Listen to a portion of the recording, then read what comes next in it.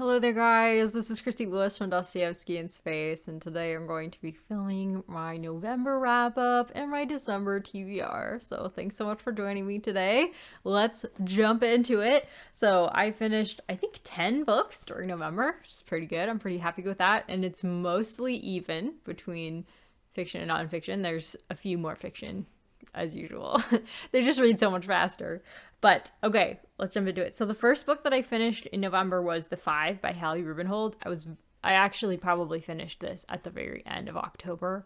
But it didn't make it into my last wrap up. Today I'm filming my wrap up really late, in fact, and TBR like super late. It's already December 3rd, but I've been really having some health problems this week. So I was not able to film until today. So here we are. And I'm sure glad to be talking with you guys because I love wrapping up my reading with you guys. It's so fun and it really makes me feel more complete. It makes my reading life feel more complete, and to hear from you guys. I mean, again, who would do booktube without comments? So thank you. So The Five by Hallie Rubenhold. I feel like I talked about this a lot in previous videos, but it's following the 5 canonical victims of Jack the Ripper. I read this for Victober, and I loved it. Part of the way through it, I was sort of wondering if it was not going to be for me, because even though I do enjoy true crime, it's mostly something that I enjoy with my husband. I don't usually gravitate towards true crime on my own, so it's kind of like a shared interest, and I don't really do it, listen to it, read it alone, watch it. However, this one was more than just true crime because it didn't even really focus on the killings that much. Really what it is, it's about the women and their lives that we know of because of Jack the Ripper. Otherwise, we probably wouldn't really know who these women were or anything about their lives. So, it's really, really good. It's so good. I would definitely recommend it if you're interested in learning more about the Victorian period. And it does come at it from, I feel like she was really trying to exonerate these women from some of the smears that have happened to them since their death. People really just assumed that they were prostitutes for a long time, which wasn't true for all of them. And I thought it was nice to get the record straight on those matters. A lot of them, not all of them were super sympathetic. Some of them had criminal tendencies, scamming people, things like that. One of them, there was like a fairy disaster around that time.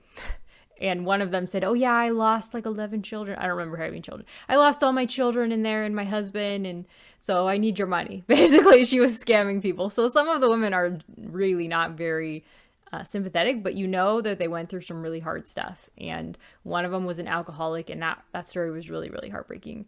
She really tried to recover from being an alcoholic, but it was really difficult, and at a certain point she just gave up.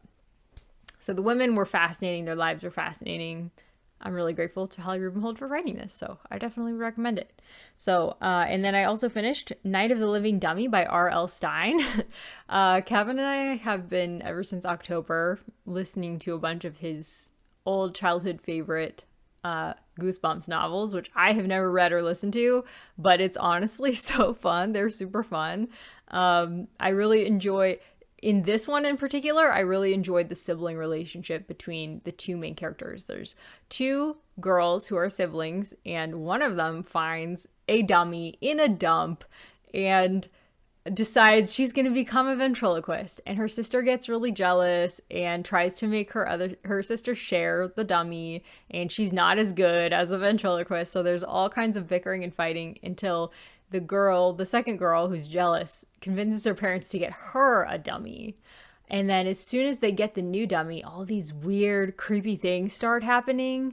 Like, they keep finding the dummies in these weird positions, like where one of them is strangling the other. And they're like, did you do that? Did you touch my dummy and make him strangle yours? Like, just weird stuff like that. And so it's super creepy and super fun. And as you can probably tell by the title, one of the dummies comes to life over the course of the book. So really fun. I definitely enjoyed it. I mean, I've enjoyed all of the Goosebumps books we've read so far, and there's another one in here that I'll talk about. Next, I finished Incidents in the Life of a Slave Girl by Harriet Jacobs, and I finished this for Rating Project Gutenberg, which is a readathon that's in its second year, and I'm so happy all of the co-hosts return except Kate from the Literary Apothecary, whom we love and miss, and we hope will be with us another year.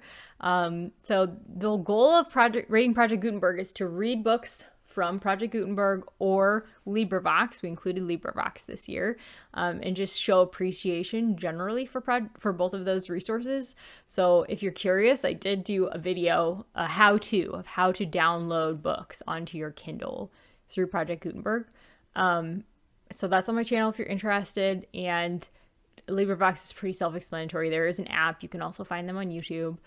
Yeah, so it's pretty great. I read 2 books for Rating Project Gutenberg, and the first one was Incidents in the Life of a Slave Girl by Harriet Jacobs. So this was, I forgot to look up where she lived, but this was written by a slave girl in the South, and she's writing it after she has escaped to, I believe, New York, and it was I've never read anything like it. She was captive. Basically, she had to hide out. Since she was a child, she was a slave. She didn't know it at first because she was treated, I guess, well. There isn't really, if somebody is a slave, they're not being treated well. But as far as, like, she wasn't sent out to labor in the fields. She was like a house slave. But her master suddenly made it her condition intolerable to her when she reached the age of, like, early teenhood. He started sexually abusing her. So basically, she, in order to escape from his advances, has 2 children by another man, and that makes him leave her alone for a little while. But eventually she has to escape from the plantation. She ends up living in her grandmother's attic for like a decade plus. And it's like crippling. Like, she never recovers completely from the effects of being enclosed in such a small, airy place. You know, she got really sick, and it was terrible. I mean, it was really terrible what happened to her, but what's really amazing is her courage and her moral fiber, I guess you would say.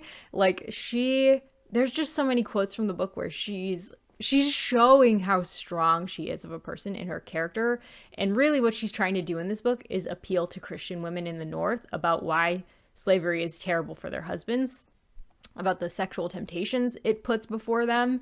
And women were very receptive to her message, and she did meet with some kindness in the North, thank goodness. Thank you, Lord. But her escape to the North was fraught and dangerous. And then once she got there, there was a fugitive slave law enacted that made it so that she could be captured and brought home if somebody recognized her or found her. They could bring her back home to her former master. So even when she was free, she was not free from the effects of her former enslaved state. So yeah, that was really a unique thing about this memoir, was her talking about how towards the end of the, I don't remember, I think it's the end of the 1800s is when this was happening. I'm sorry, dates are not my stronghold. But she wanted it known that this was still happening at the end of the, whenever it was, 1700s? I don't remember. when was slavery made illegal? I don't remember. Civil War, probably, somewhere around there. So anyways, she wanted it to be known that this could still be happening even in a free state where slaves could be sent back to their masters. She wanted people to understand how crippling that was, because every time she would try and settle in somewhere with a new person, she was afraid to tell them, first of all, that she was an escaped slave, and it was really hard for her to trust people. And also her children, she really wanted to bring her children with her and live with her, and they begged her to let them live with her, and she was like, I can't even support myself, how can I support you? So it's really an incredible story, and I'm so glad that she wrote it. She considered selling her story to another, the author of Uncle Tom's Cabin, Harriet Beecher Stowe, and eventually she decided to just write it herself, and I'm really glad she did. So really special book, extremely difficult to read at times, but really I think worthwhile reading. So that's Freaking Project Gutenberg. Next, I finished Nathan Coulter by Wendell Berry. This is a very short book in the Port Williams series. It's the very first book, and it's following a character named Nathan Coulter who you see him in future books, and I believe the second book, Hannah Coulter, actually starts like immediately after the end of Nathan Coulter. So you're seeing his childhood in this book, and it's really about his growth, like what it feels like to grow up in rural America, and how death is just very natural part of their life. It's not, the book does not portray death as very dramatic. It's just part of life, and life is brutal sometimes in the country for things and people. Like there's a lot of animal death, a lot of animal cruelty, and there's some very irresponsible characters. This is not gonna like preach at you, but there were moments where you're like, yeah, that you got your point across there. There's a scene where the two brothers who are in the story, they go to a fair and they get convinced to go see a peep show, and the way they get their money taken from them, like, is just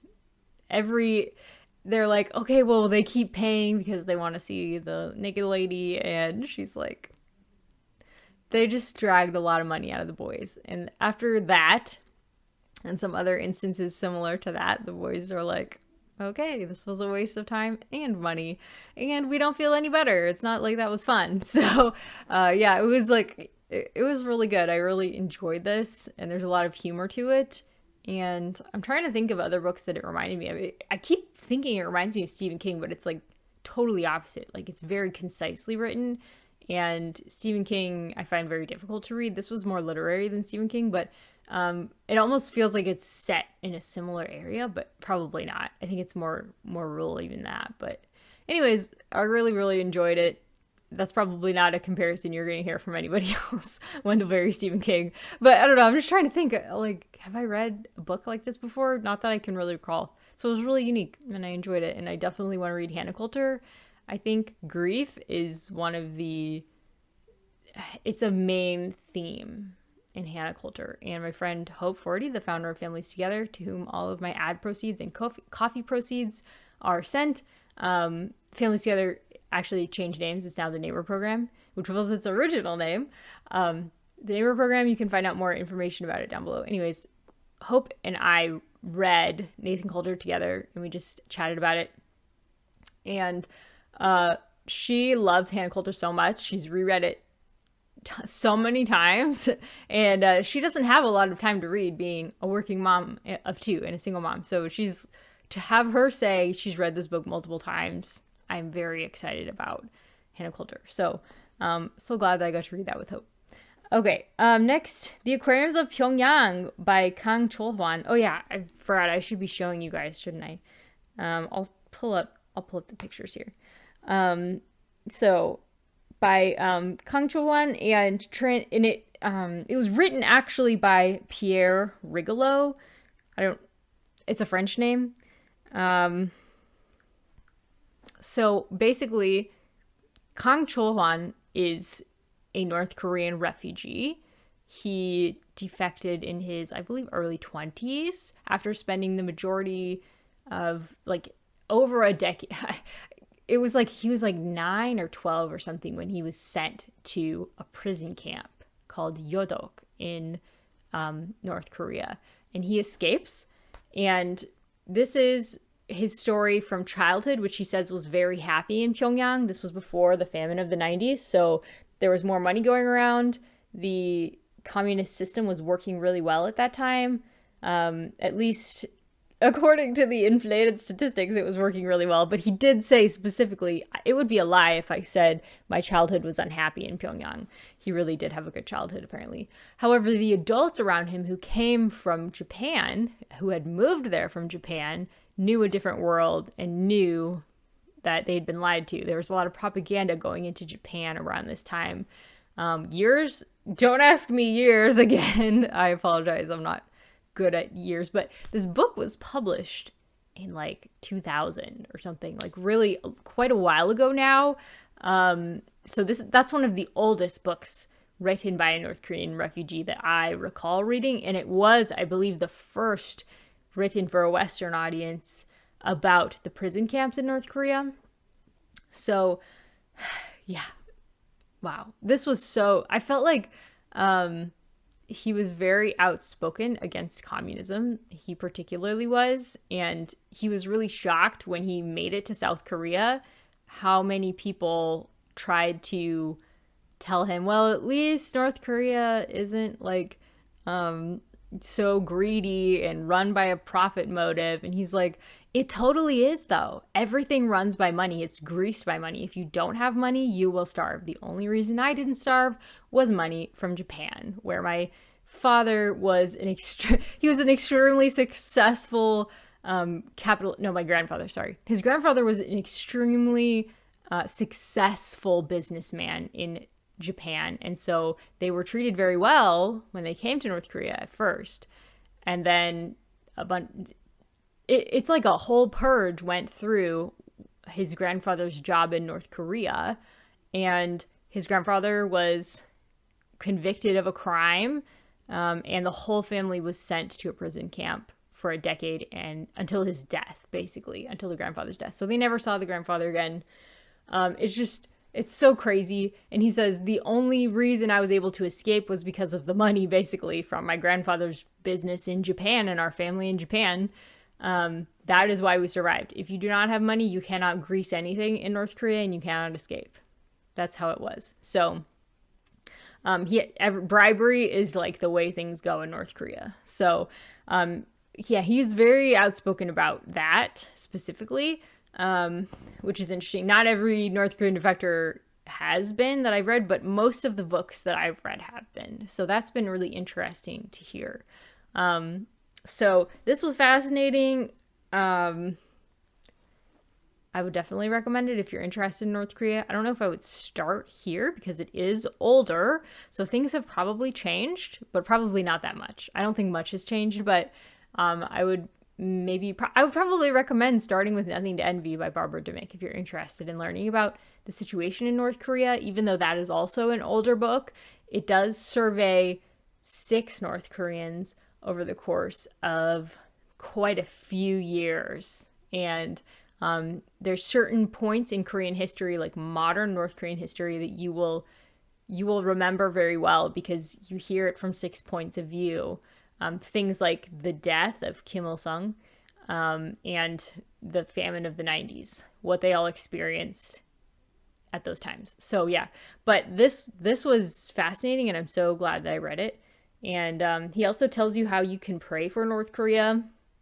He became a Christian after reaching South Korea. He said, I don't think I'm a really strong Christian. Like, I don't feel really strongly about spiritual things, but what I love about Christians is the love. And I think that's really attractive to a lot of North Korean refugees, he says. He's like, I think it's because we are so starved for love and affection that Christianity as a way of life sounds like a paradise to us, which is great. I love to hear that. And he said there's a lot of Christian organizations who are like trying to feed kochebi, which is small children who live on the street and just try to steal food. Basically, that's how they survive. I read another memoir actually by a kochebi. What was it called? Falling Star over North Korea. I don't know. I'll put it down below if I remember.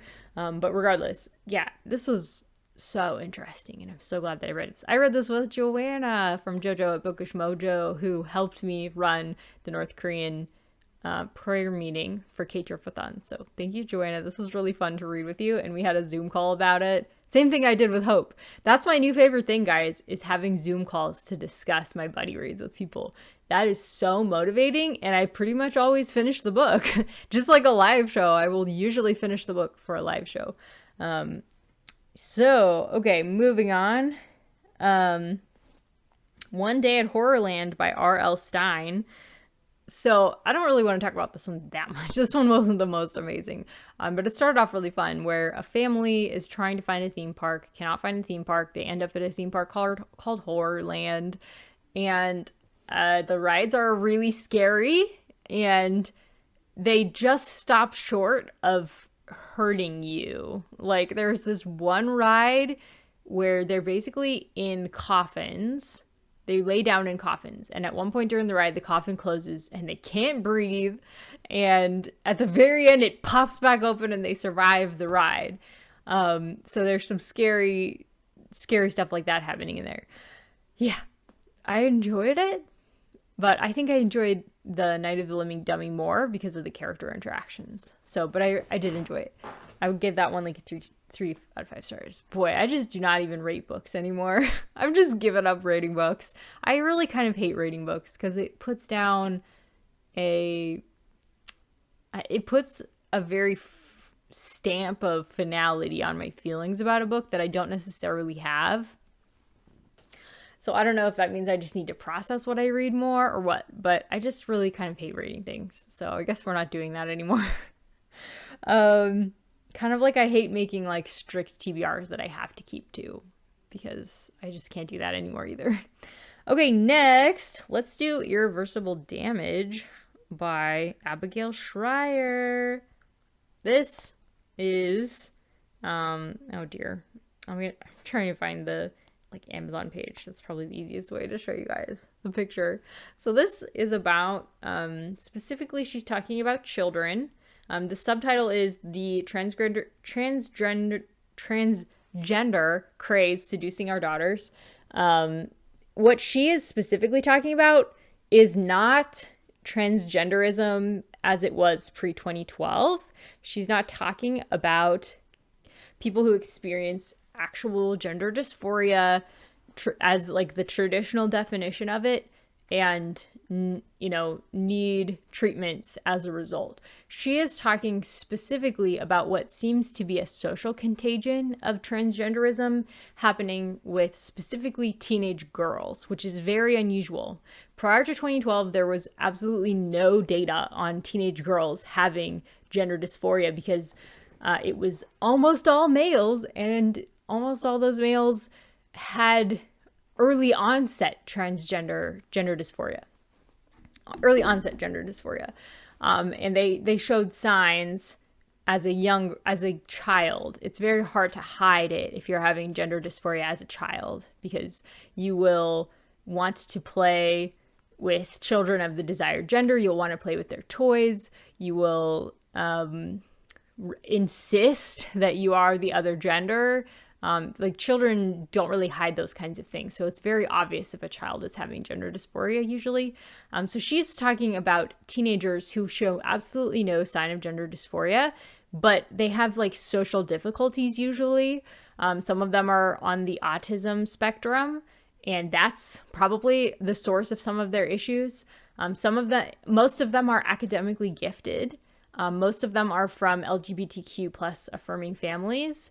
Most of them are upper middle class white girls, and there's just been an explosion of the number of teenage girls who are claiming gender dysphoria and that they are actually boys and getting like double mastectomies, and they are getting hormone blockers and then testosterone. Oops, my bad. So what she is basically trying to talk about here is that there might be something else going on with these teen girls. Like, friend groups will all come out as transgender all together, all at the same time. And it's really only these teenage girls who are seeing a boom of transgenderism. It's not like, oh, now that it's acceptable, there's people of all stripes coming out, especially males, because it's always been males who were predominantly just dealing with gender dysphoria.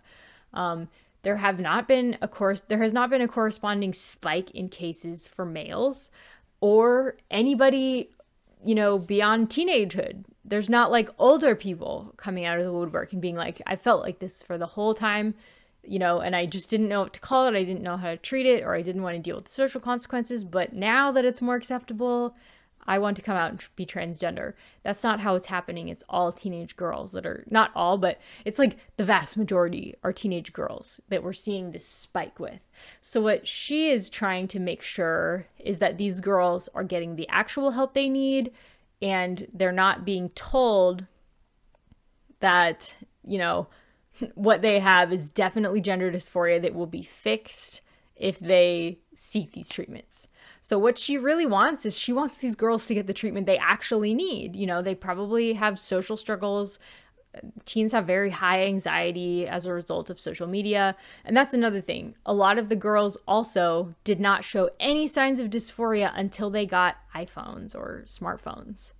And after they started spending a ton of time online, they find trans influencers who are extremely charming and sweet and informative.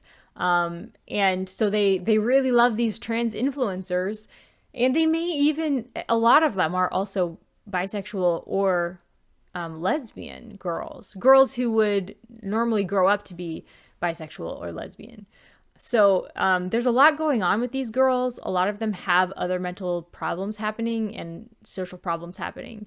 So just basically what she is saying is that we need to be careful not to confuse a social contagion with real, with the kind of gender dysphoria that requires this kind of treatment.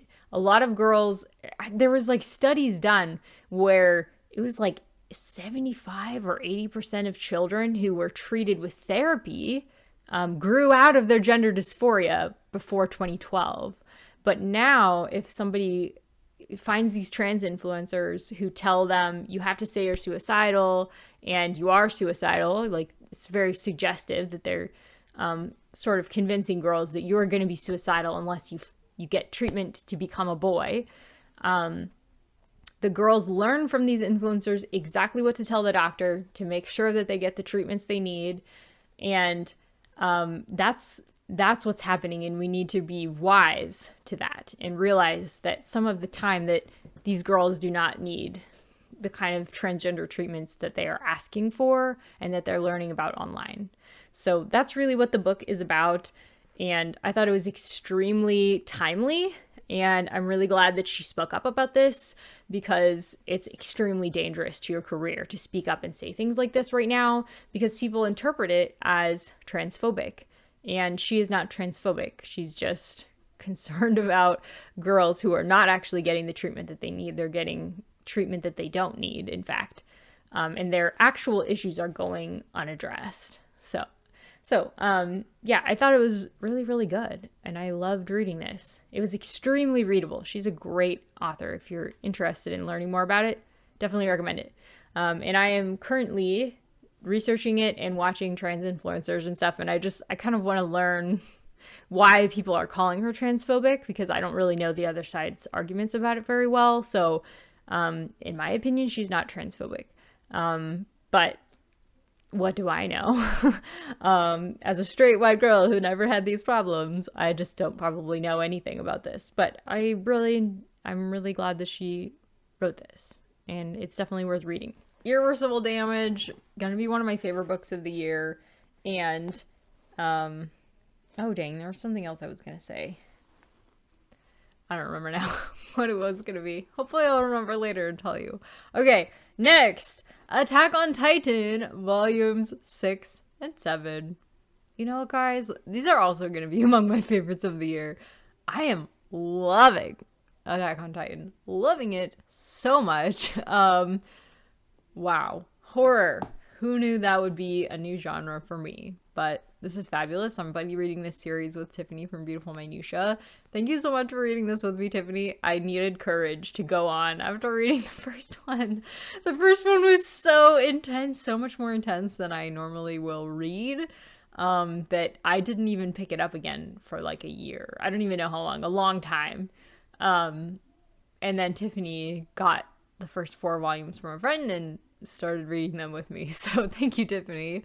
You are making it wonderful. You're making it happen. So yeah, this is following the remains of humankind who have put themselves behind a wall. It's getting cold, so I'm just grabbing my blanket. From Stephanie, from Miss Richards Reads. Thank you, Stephanie. It's caught. The remains of humankind have basically closed themselves in behind several walls.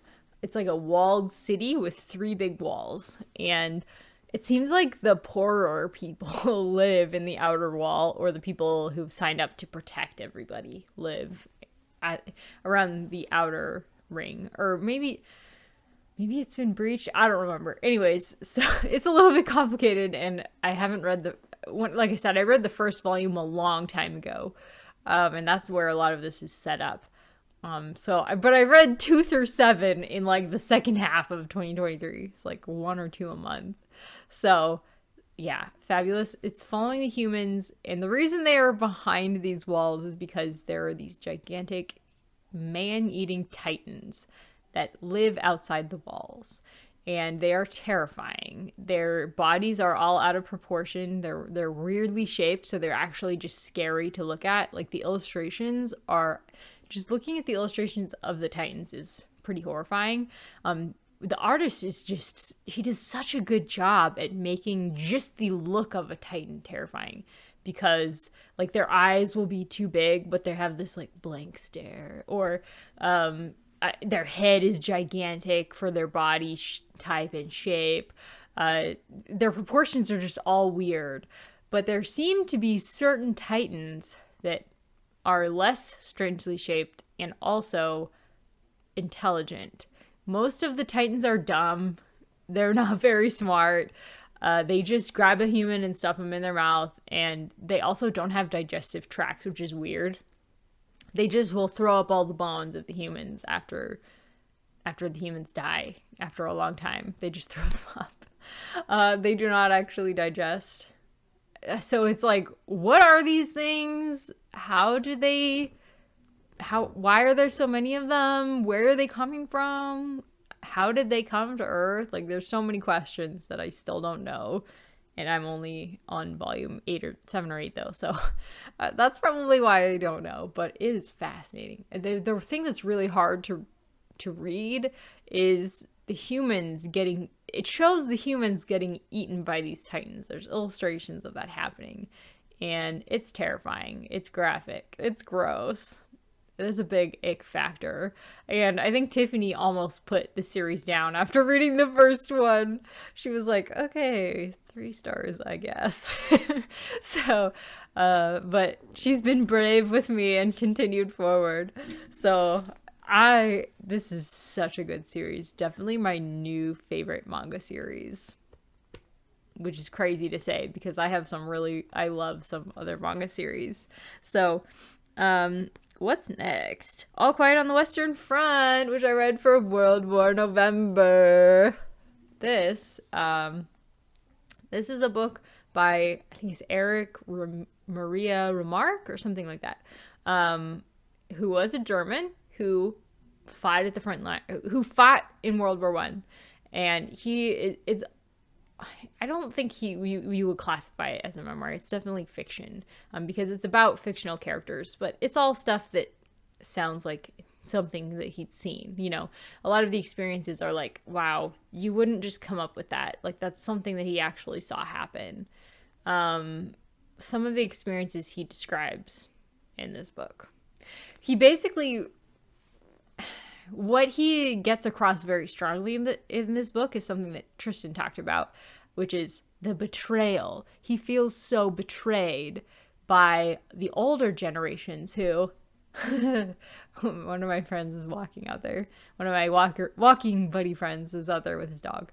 Dogs. Anyways, what was I talking about? Yeah, sorry. I'm just totally lost it. Anyways, yeah. So he feels betrayed by the older generation. The older generation really convinced the younger generation in Germany. This is from the German perspective. That's something I left out that I should have said. So the author is German. The characters are German. This is from the German perspective. So he was told by the older generation, and all of his friends on the front, in the battlefront, were told by the older generation that they need to go do this. They're told that they need to fight for the fatherland and that there's good reason to do so. And so they do it. And when they get there and they see what really faces them, they're like, what do those guys know? There's this really amazing quote in the book where it talks about, why don't we just send the generals to fight? man to man, give them clubs. Let the generals fight it out. Why do we have to fight it out? And he talks about the people who are least experienced just getting slaughtered. And he somehow has survived and built up the wisdom to when to duck and how to survive, how to kill. The mental framework that he had to build in order to survive. And he's like, there isn't going to be a coming home from this. It's not going to be the same. So when he goes back he goes home on leave at one point, and he's like, this shattered my idea of coming home. Like, it's everybody, I can't get along with people anymore. You know, people think that I'm just a pawn and I don't know what I'm talking about. They don't accept what I'm saying about the war. And people just don't understand why I just break into tears, why things scare me. Yeah, it's so intense. And then also, after the soldiers are injured, they're just sent right back to the front after they heal. And it's like, what? I can't even, that's not how it works anymore. You know, if you get injured, you come home with a purple star. You know, you don't have to go back to the front. But no, not for these soldiers. They have to go back and keep fighting. It's like, in the hospital scenes, oh my gosh, when he's in the hospital, it's horrifying what he sees there. He calls them, I think, torture chambers. Like, wow. So this is another slim volume. I read a lot of slim volumes this month. But it's so impactful. So impactful. Wow. I'm really glad that I read this. I literally knew nothing about World War I before WorldWarNovember. So I'm really glad that my co-host invited me to join them for this. That Tristan specifically, who created the readathon, invited me to join. So we are going to have a finale discussion. I think it's not the first Saturday in December, but the next one. I think it's like the 9th. And it'll be, I believe, at 9 a.m. Pacific time, so noon Eastern time. And that will be on Peg at the History Shelf's channel. So definitely go check out her channel if you want to go for the finale live. We're going to be discussing the group pick. What was the group pick? I can't remember exactly. Sorry. I'm going to try to read it, more of it in the next couple days. I had a lot of trouble with it because there wasn't a real ebook. There was only it's like a PDF of it that you can buy on Amazon, and it was really cheap. And the audiobook was like a lot of money. So I'm probably not going to get very far into it, unfortunately. And I don't like the narrator at all. So we'll see what happens with that one. But I'm going to try to read a little bit at least so I can talk to people about it and not be like, yeah, I just didn't read it. But I did have a busy month co-hosting 2 readathons. So, yeah, I'm really glad that I read All Quiet on the Western Front. And I started some other things too. There was a JSTOR article that Tony told us about, and I started that, and I kept forgetting to finish it. Maybe I'll do that tonight. Anyways, I have been, though, reading Meg for the Cryptid Readathon by Steve Alton, and I love it. It's so good. That's a thriller about Megalodon. I'm not finished with it yet, so I'll probably wrap it up next month, but I am loving Meg. It's so fun. I just read the first actual shark attack in the book, the first Megalodon attack. It was violent. I don't think I could watch the movie Meg. It was made into a movie. I think I saw the movie and I thought that looks cool, but I think I would die. So I was really excited when I saw that there was a book, because I was like, I could probably handle the book, and I can. So yay me, venturing into horror and enjoying it. I don't know if it's technically thriller or horror. It is terrifying though. Like the main character, it's really interesting. Why am I describing it so much now? But the main character goes underneath the ocean in like a submersible. You guys heard about the submersible in the news I'm sure the one that disappeared and we were looking for it and thinking, oh no, we have to find them before they run out of air, and it turned out that it had actually imploded. But he's piloting one of those, and this one was much more rigorously safety tested than the one that recently there was the tragedy with. This one was like Navy level. This was Navy class of safety level, but the way he describes the claustrophobia, the main character had an experience that gives him anxiety and claustrophobia when he now goes down in the submersible, and he hasn't been down there in like 6 years. And so I just read a portion where he's going back down in a submersible, and it is so intense. I was like, I don't know if I could handle having a panic attack and when I have a panic attack, I don't necessarily want to keep my eyes open and have to keep paying attention. Like, I want to be able to just like close my eyes and listen to some calming music, So it's intense, and I'm loving it. So, I'll talk more about that next month. That could also be a favorite of the year if I finish it in time. We'll see. There's only a Libby ebook, so I can't have my iPad read it to me, and there is no audiobook. So I'm just reading it on my phone. I really have trouble with books like that. Okay, next. Poor Folk by Fyodor Dostoevsky. Woo, this is the last book I finished. I've also been really enjoying Eclipse by Stephanie Meyer. Enjoying it so much. Like, I'm 80-something% through that, so I will finish that very soon. I don't know why it does this, but my iPad somehow, when I tap something on my Google Docs, it'll bring me all the way to the top, and I'm like, no, I lost my place like the third time. Anyways, loving Eclipse. Definitely planning on continuing into Breaking Dawn next month. Eclipse! Here it is. I actually have it next to me. Yay! I have not been showing you guys the book titles. I'm so sorry. I will go back through and show you guys. Wherever my phone is, that's what I need in order to show you. I don't know where it went. I guess I won't be showing you. Okay, next, Poor Folk by Dostoevsky. So this was Dostoevsky's debut novel, and it made a splash. Like, it's a splash like no other splash. So he became famous instantly after publishing this because people loved it. I think it really must have hit home for people in Russia at the time. They must have really felt like this was accurate.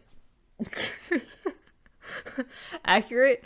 An accurate portrayal of poor folk. What terminology am I supposed to use? We were talking about this on the live. How awkward it was to be like, come discuss poor folk with us. I apologize. The unhoused? No, but they're not unhoused. That's not the right term. I don't know. There's probably a great term in California for it, but I don't know what it is. So anyways, yeah, it's following. So basically what's important to know about Poor Folk, I think, is that it is basically like fan fiction of Gogol's The Overcoat. That's what it is. Which is a story about a very low level Akakievich or something like that, which the name actually means like, I think it's like poopy head, or I don't know. It's like a terrible name. Like, Gogol was clearly making fun of this low level worker, like a bureaucratic worker, and this story just mocks him in this overcoat that he's so proud of. He saves up all his money, buys this really special overcoat, and then what happens to him afterward is the plot of the story. And he just gets mercilessly mocked. It's like writing. It's funny. It's great. I do love The Overcoat. It's famous for a reason. However, it's not really a sympathetic portrayal of the poor folk situation for Russians. And so the main character of Poor Folk reads this story and just goes off. Like, he is so upset about the portrayal of this poor man. He's like, it's not my fault that I don't have any money. Like, I try. Yeah, so basically Dostoevsky is writing, instead of looking down on the poor folk, he is looking up from their perspective. He's telling the story from the perspective of people who do not have a lot of money in Russia at the time. In St. Petersburg is where it's set. So I really enjoyed the characterization of the story. I found it I definitely did connect to the characters. I think I rated this like 4 out of 5 stars. And I liked it better than my co-hosts did. But there were some other people in the chat who rated it like 5 stars. So I was so happy that a couple people enjoyed it with me. And I think my co-hosts enjoyed it too.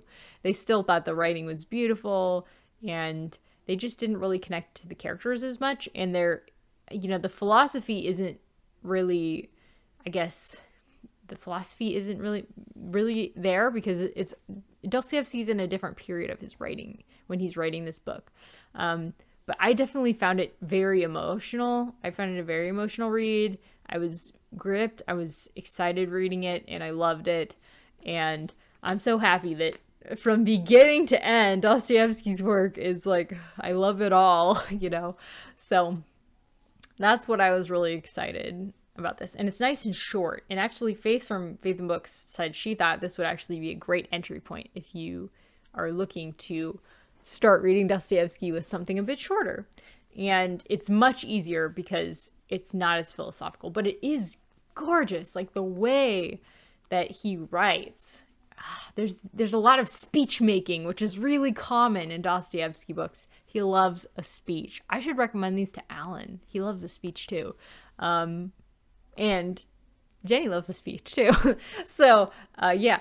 Rainy, you love a speech, don't you? Okay, anybody who loves a speech, you should definitely try Dostoevsky.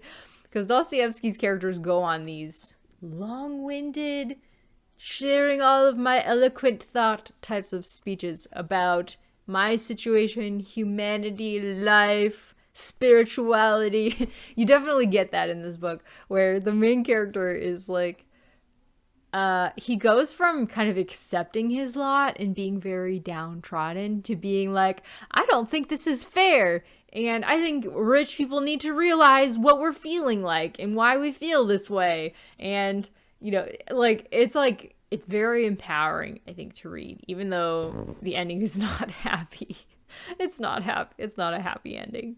I loved it. I thought it was great. And I'm so glad you guys enjoyed it as well. So, okay, what's next? I really want demons to be next, but I'm trying to decide if that's wise for me to start reading demons. I would really love to just start reading demons because I loved Poor Folk. I would also really love to just start reading Hannah Coulter. But we'll see. We'll see what happens, because I have some other monsters that I'm already reading and planning to read. So, okay, plans. Let's just... Oh, man, where am I going to put this? There we go. Let's just grab Q-Teen84 by Haruki Murakami. I started it this month, and I am reading it so that I can have a discussion on my channel, probably a live show, but maybe recorded, I'm not sure, with Alana Estelle, who loved it like I did, and Michi from Michi Reviews and Heart of Michi. And we're going to discuss this. This author is what got Michi back into reading after a years-long reading slump. So, and I knew Alana would love it. I knew she would love it, and she did. So I actually only rated this like a 50% out of 100 when I read it, because the writing about women is nauseating. I'm just going to get that out there right now. The writing about women is nauseating. I'm sorry. You don't need to describe anybody's body in that much detail that frequently. No girl does that. And he's writing from a girl's perspective. So it's just like, no girl just stands in the mirror and like checks herself out. It just doesn't happen. I'm sorry. Maybe she checks out what her makeup looks like and what her hair looks like, but you know, the rest of her body she's had with her entire life. It's not a surprise to her. But regardless, this I really loved this, honestly, because it was so gripping. I really enjoyed the mystery. It felt very mysterious. It has a kind of otherworldly feeling plot.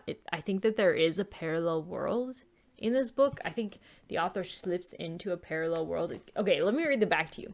A love story, a mystery, a fantasy, a novel of self-discovery, a dystopia to rival George Orwell's. A dystopia? Did I know that this was described as a dystopia? Is it a dystopia? I don't really know. Anyways, it's fascinating. We are following... I can't really even describe the plot because it will totally spoil it. I could probably describe there's an assassin. We're following an assassin for some of the book, and we're following a group of authors who are plotting to get an author known as a debut author who's they're trying to achieve fame and fortune for a debut author, and so there's this whole plot to try and do that. And I think the book starts coming true, like in real life. Like, I don't know. It is so interesting. I loved this. I can't wait to get back into it. I started it on reading sprints with Michi. We had a Zoom call, and we're going to continue and do it again soon. So I'm going to try to finish this by the end of January. I'm going to bring this on vacation with me, even though it weighs like 8 pounds. Not really. It's paperback, so it's not terrible. Yeah. Excited. What I'm probably going to do is mostly go through my notes until I reach a period where I know I listened to the audiobook, and then I will read it physically. So that's my plan. Oh, I don't have Memoirs of Lady Haegyang here with me. I apologize. Normally on these videos, I do pull up the pictures of the books for you, because I don't edit these. But I don't know where my phone went. So, Memoirs of Lady Haegyang is kind of what it sounds like. Lady Haegyang was a princess. She was the bride of Prince Sado, who was infamously murdered in a rice chest, executed in a rice chest by the king of South Korea.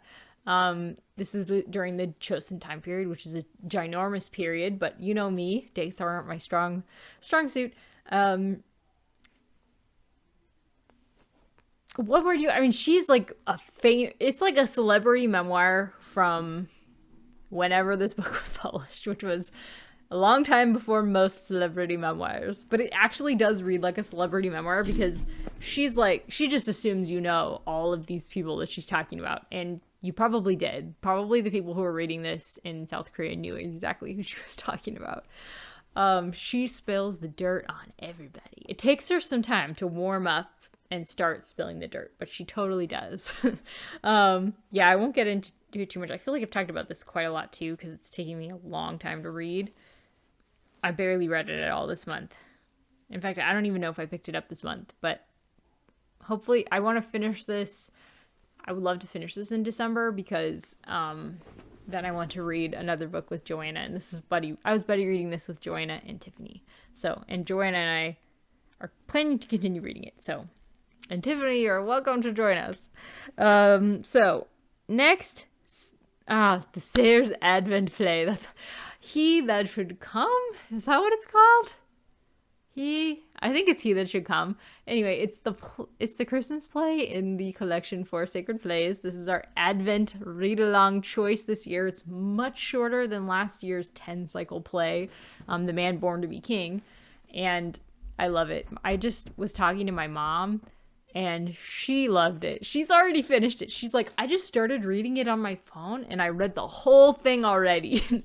And I was so surprised, because I just didn't expect her to have already finished it already. She finished it before December even started.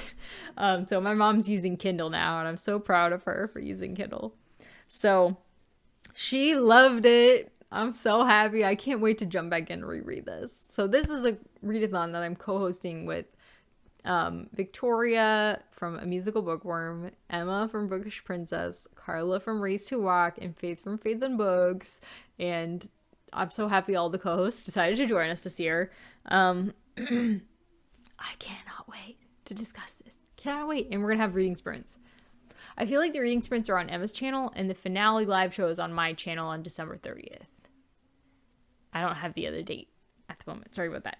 Okay, I hope you'll join us for that. It's a play about Jesus. It's a nativity play. I think the entire play it's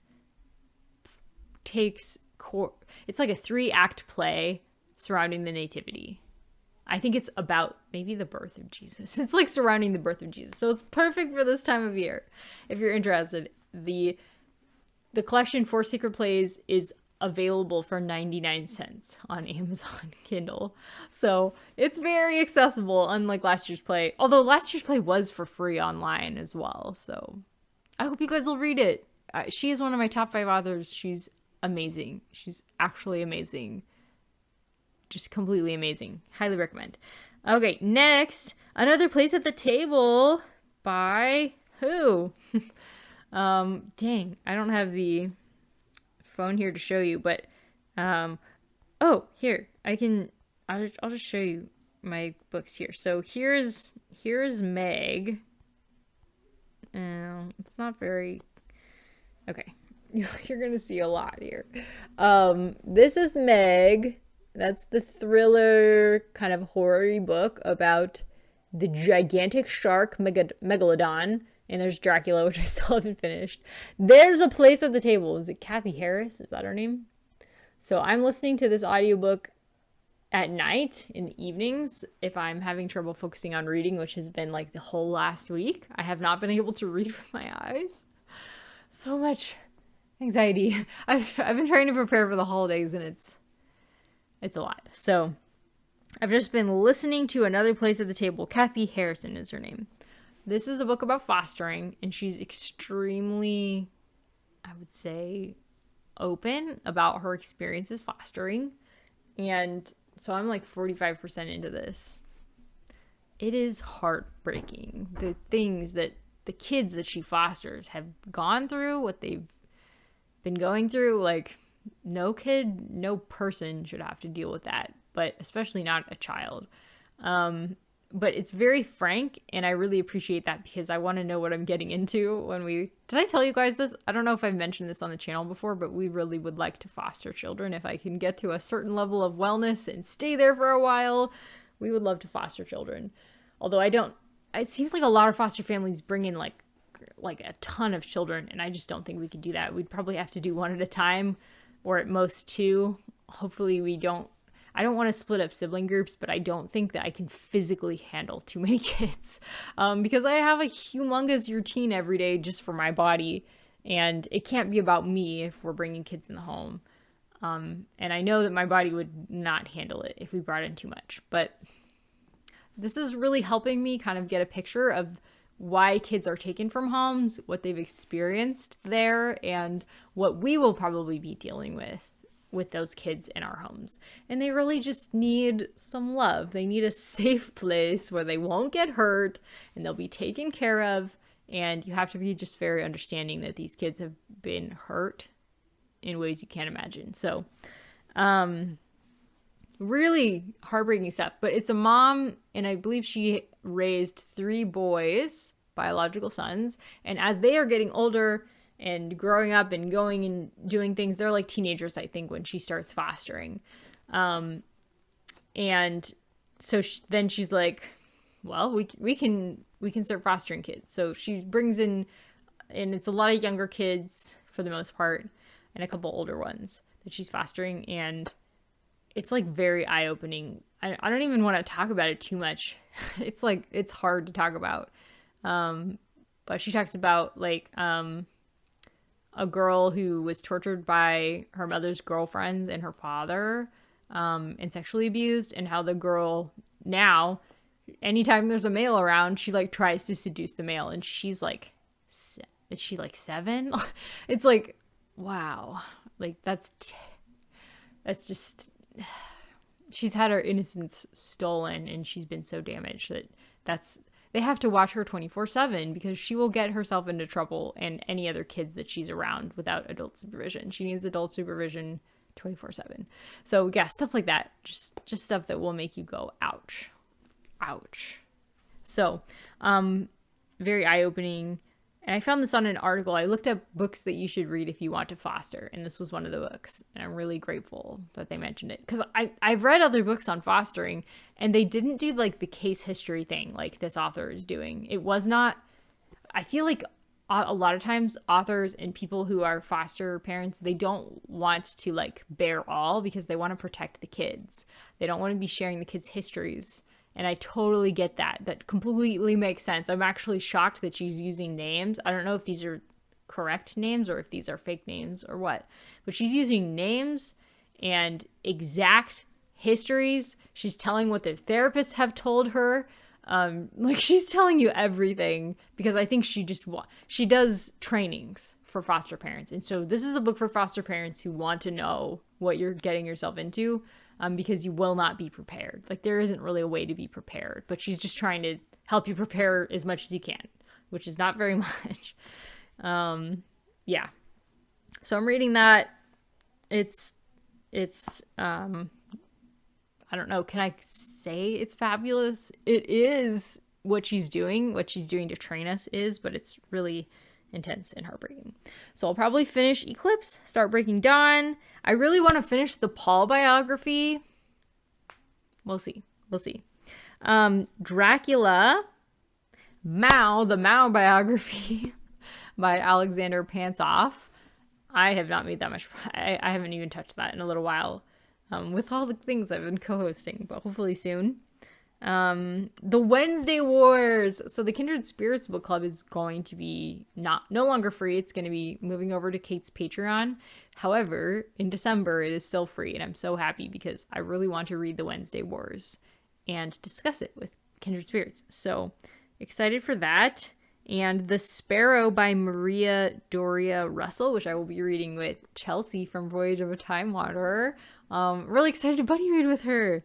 I don't even remember what this is. Is it a sci-fi story? I don't remember. I'll need to check. So for Victoria's book club, A Cozy Christmas Story was chosen for her Reader's Choice book club. The Autobiography of Santa Claus by Jeff Gwynne. So it's supposed to be very cozy, and I'm excited about that. I would love some cozy. That sounds good. Elantris. I am just so in the mood to reread Elantris right now. That's all I want to read. Along with the other 3 things that I've already said that about. But we'll talk about that in another video that is also coming soon. Anything else? Oblomov. Yes. I'm going to be buddy reading Oblomov by who? I don't remember. It's a Russian classic. It's a gigantic Russian classic. This is why I don't know if I should start Demons right now or if I should wait. Because if I'm going to have Oblomov on my TBR, I need some space to fit that in. And I'm reading Q-Teen84. So I've got enough chunkers, really, to be going on with. In addition to Breaking Dawn. So yeah, I think that's it. That one I don't have to finish until April, though, so I have some time, thankfully. I think that's everything. Yay! Look at us go. Oh, I also... Did I finish? No. I don't think so. Nope, not yet. Okay. That's it. Thanks so much for watching, guys. Let me know what your favorite thing that you read this month was, and what you were excited about reading next month. Okay, and let us know if you're going to take part in the Advent read-along. I hope you will. And, something else I want to mention too. We are starting to plan for Feb Regency. So there is going to be a Feb Regency 2024. Okay, that's it. Thanks so much, guys.